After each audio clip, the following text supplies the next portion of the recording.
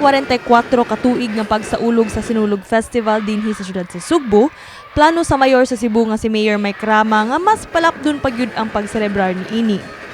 Ang Secretary to the Mayor Attorney Queenie Joligon nagkanayon nga adunay mga kabag-uhan ang Sinulog Festival sa sunod tuig. Gani dili lang mga Sugboanon nga contingents ang mo-perform, kundi lakip na pud ang mga festival performers gikan sa mga nagkalain-laing lugar sa Pilipinas.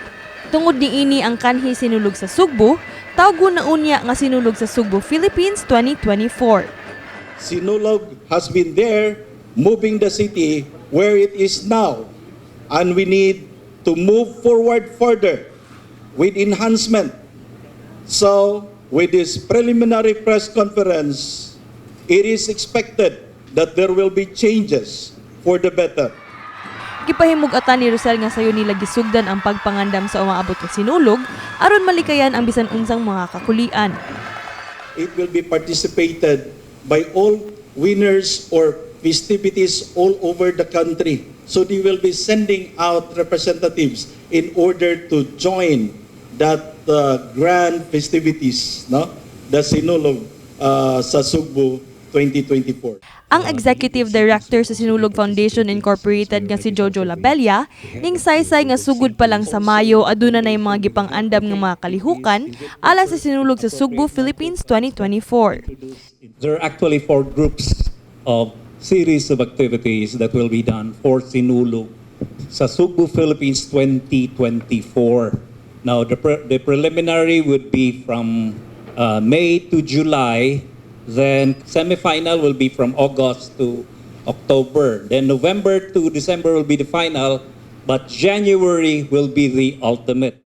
Lakip ni ini ang Sinulog sa barangay karong Hunyo 12. Gani 13 ka mga contingents na ang mukumpit alang sa street dancing competition. Tagsa-tagsa sa mga barangay contingents ang makadawat og 300,000 pesos nga subsidy gikan sa kagamhanan sa syudad sa Sugbo. Aduna po'y Festival of the Philippines karong buwan sa Nobyembre kung diin mo tambong ang League of Cities of the Philippines kon LCP ang kahugpungan sa 148 ka mga syudad sa atong nasod. Ang sangguniang kabataan president nga si 𝗍𝗴𝗇 aduna po'y mga giandam nga mga kalihukan alang sa mga kabatanunan. Gani iyang giawhag ang tanang mga batanon sa pag-apil sa Inter-Barangay Tabanog Festival sa SRP karong Hunyo 26.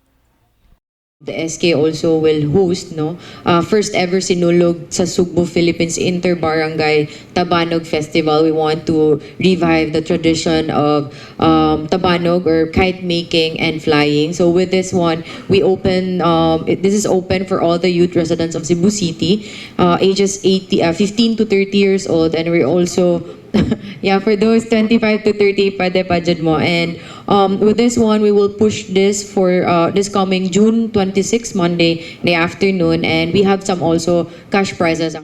Kini si Queenie Joligon alang sa 𝗫𝗏 TV Cebu.